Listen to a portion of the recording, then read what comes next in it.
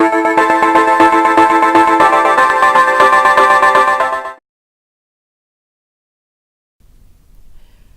membela masa depan golongan tahfiz supaya hidup mereka lebih terjamin dalam menempuh cabaran akan datang, mereka bakal diterapkan dengan kemahiran mengikut apa yang diminati.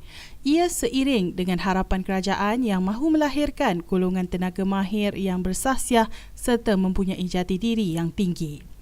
Dengan melaksanakan impian berkenaan, maka negara dapat melahirkan modal insan yang dihormati dan dipandang tinggi dalam membentuk kemakmuran negara seiring kemajuan yang dikecapi.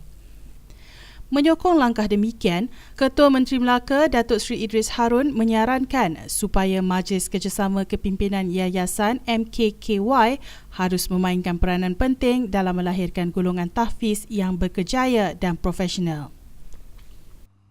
Kita tahu yayasan adalah merupakan suatu inovasi. Inovasi yang dicipta bagi membantu kumpulan-kumpulan yang berniat untuk membuat baik secara berstruktur, bersistematik dan tidak boleh dipertikaikan dari segi kewibawaannya. Innallaha yuhibbul ladzina yuqatiluna fi sabilihi saffan ka'annahum bunyanun marsus. Sesungguhnya Allah mengasihi mereka yang membela agama Allah. Innallaha yuhibbul ladzina yuqatiluna fi sabilihi saffan, pada jalan yang tersusun rapi. Di Melaka ini pada Saban tahun kita akan mempunyai lebih kurang 300 tahfiz, 300 anak-anak hufaz yang akan menghafal Al-Quran. Jadi mereka ini hanya berkelayakan untuk menjadi pegawai-pegawai agama, pegawai-pegawai syarak di beberapa institusi agama Islam dan juga masjid-masjid di seluruh negeri. Supply over the demand. Kekhawatiran kita adalah anak-anak hufaz ini tidak mempunyai pekerjaan kerana mereka cuma mahir menghafal Al-Quran. Jadi saya mencadangkan supaya kita mempunyai skim yang menawarkan program-program kemahiran kepada anak-anak hufaz ini. Tidak heran satu hari nanti seorang hafiz tetapi pada masa yang sama mereka berkebolehan membaiki kereta, seorang mekanik. Pihak MKKY perlu memikirkan mekanisme untuk menarik golongan tahfiz mendalami bidang kemahiran yang diminati oleh mereka. Beliau berkata demikian semasa menghadiri Majlis Makan Malam sempena mesyuarat MKKY kali ke-23 yang pada kali ini diadakan di Hotel Equatorial Melaka. Sementara itu, Exko Pelajaran Pengajian Tinggi Sains dan Teknologi, Teknologi Hijau dan Inovasi Negeri Melaka, Datuk Seri Mat Yunus Hussein ketika berucap merasmikan mesyuarat berkenaan berkata, cadangan Idris perlu diberi perhatian serius oleh MKKY kerana ia adalah salah satu cara membela nasib bangsa Melayu dan juga Islam untuk terus maju. Langkah berkenaan memberi peluang kepada pelajar tahfiz membina potensi diri mereka. Justru itu, memang tepatlah mesyuarat MKKY memilih tema membangunkan modal insan berkemahiran yang amat diperlukan untuk mencapai impian menjadi negara berpendapatan tinggi menjelang wawasan 2020. Kepentingan pembangunan modal insan pada era globalisasi dan liberalisasi telah mewujudkan pasaran buruh tanpa sempadan. Perkembangan pesat bidang telekomunikasi, elektronik dan komputer, pelehan kepada keekonomi, memberi tekanan kepada masyarakat demi untuk memperluas dan menambah baik konsep mentadbir bagi memenuhi kehendak stakeholder dan pelanggan masa kini. Justru yang terpenting dalam era globalisasi dan keekonomi ialah modal insan dan infrastruktur ICT. Modal insan merangkumi guna tenaga berkemahiran dan berkepakaran dalam pembangunan dan pendidikan. pendidikan. Ini jelas kelihatan di negara-negara industri seperti Jerman, Finland, Sweden, USA, Jepun dan negara-negara maju yang lain yang telah didukung oleh modal insan yang cemerlang, yang telah dibangunkan potensi mereka sejak revolusi perindustrian lagi. Dengan kecemerlangan modal insan ini, ia sekaligus menunaikan harapan mantan Perdana Menteri Tun Abdullah Badawi dan Perdana Menteri Datuk Seri Najib Razak yang berulang kali menegaskan bahawa negara memerlukan modal insan yang unggul untuk memacu negara melangkah ke era ekonomi berpaksikan pengetahuan. Dengan demikian, modal insan bermutu tinggi adalah satu keperluan, bukan lagi satu penambahan. Ketua Menteri ada menyatakan bahawa beliau ingin melihat, kerajaan negeri Melaka ingin melihat supaya contohnya pelajar di Maltafis yang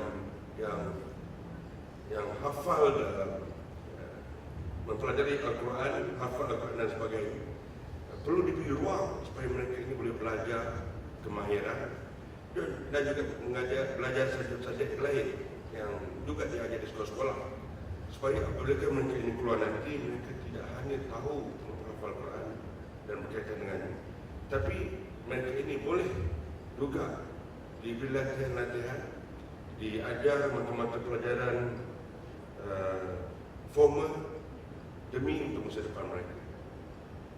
Untuk melawan tuan-tuan dan puan sekalian di Melaka, hal-hal berkaitan dengan agama ini, kerajaan negeri sedar bahawa semakin ramai ibu bapa dan pelajar-pelajar minat untuk menghantar anak-anak mereka belajar di sekolah-sekolah berdasarkan agama. Ya? Dan pada tahun lepas, peperiksaan SPM di Melaka ini, kita dapati bahawa terdapat 7 buah sekolah menengah agama di Melaka ini, dan kesemua 7 sekolah ini mendapat kelulusan 100% lulus. Dan keperluan untuk daya belajar sekolah agama ini juga begitu terhad, dan ramai di kalangan ibu bapa pelajar ingin menghantar mereka ke sekolah-sekolah tersebut. Dengan sebab itu, kerajaan Melaka telah bersetuju untuk membina sekolah menengah agama tinggi untuk perasaan sejil tinggi agama Malaysia daripada 1 saja sekarang ini Pulau Sabah kepada 3, iaitu tiap-tiap daerah 1. Kemudian sekolah menengah agama, kita bersetuju untuk membina setiap parlimen 1 sekolah menengah agama. Sekarang ada 3, kita akan bina 3 lagi. Dan tapi juga kita akan kembangkan dengan supaya sementara anak-anak kita belajar di kelas Tahfiz, belajar berkaitan dengan agama, mereka juga dapat diajar dengan mata pelajaran yang berkaitan dengan pelajaran formal dan juga kemahiran-kemahiran yang akhirnya kerajaan ingin melihat supaya mereka ini dapat masuk ke pasaran pekerjaan, tidak hanya menjadi imam dan seumpamanya. Kita tidak mahu mereka tertinggal di masa akan datang. Kita mahu mereka menjadi manusia yang dapat membantu masyarakat. Kalau dia menjadi pegawai kerajaan, mereka menjadi pekerjaan yang ada agama di belakang. Kalau mereka menjadi doktor yang boleh menjadi agama sebagai pelindung. Semuanya berasal kepada agama Islam, insyaAllah. Kalau ini dapat dilakukan, maka negara kita akan diurus takbir dengan sebaik mungkin. Sementara itu, pengerusi MKKY Tan Sri Hashim Meon mahu golongan tercicir juga mendapat pembelaan supaya masa depan mereka juga terjamin.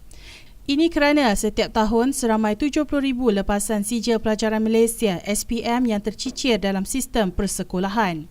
Yayasan yang terlibat boleh memainkan peranan untuk membantu pelajar tersebut mengenal pasti bakat dan potensi mereka dalam bidang kemahiran tertentu dengan memberi latihan kepada mereka. MKKY melalui permuafakatan Badan Ilmiah Nasional Pembina akan bekerjasama dengan yayasan atau kolej yayasan yang ada untuk mengenal pasti industri-industri yang bersedia menyampaikan kertas pembentangan dalam bidang kemahiran yang dipilih dan sesuai di setiap mesyuarat MKKY. Oleh demikian, aplikasi dalam internet iaitu e-kemahiran bakal dilancarkan bagi memudahkan golongan terbabit mendaftar secara online. Berdasarkan keputusan ahli Lembaga Pemegang Amanah Pembina yang lalu, pembina dengan kerjasama anak syarikat Lembaga Tabung Haji TTH Berhad sedang giat membangun satu sistem maklumat yang dikenali sebagai e-kemahiran. Sistem ini akan merangkumi maklumat mengenai semua aspek Institut Latihan Kemahiran Yayasan, latihan-latihan kemahiran yang ditawarkan, self-service registration dan dashboard untuk pemantauan serta peluang kerjaya kepada peserta-peserta pasar khusus. Sistem e-kemahiran yang berdasarkan web page ini mudah dicapai oleh pengguna termasuk mereka yang berminat untuk mengikuti kursus-kursus itu dengan hanya menggunakan telefon bimbit saja. Dalam menyahut cadangan Ketua Menteri Melaka itu juga, MKKY bakal memberi peluang kepada 30 tahfiz untuk peringkat awal ini dalam mengikuti kursus di Kolej Antarabangsa Yayasan Melaka KAYM tidak lama lagi. Ketua Eksekutif KAYM, Datuk Saroni Judi menyatakan bahawa pihaknya mengalu-alukan pelajar tahfiz mengikut kursus kemahiran di institusi berkenaan.